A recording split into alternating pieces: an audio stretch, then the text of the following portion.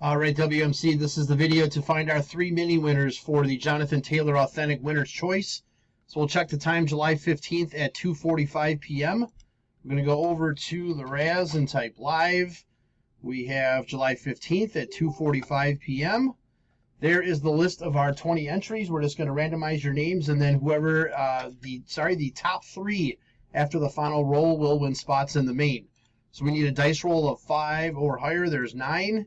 All right, 9 times. Here we go. 1, 2, 3, 4, 5, 6, 7, 8. Last and final. Here we go. Good luck. Looking for the top 3. We have Sherry and JoJo. So Sherry, you will get Sherry.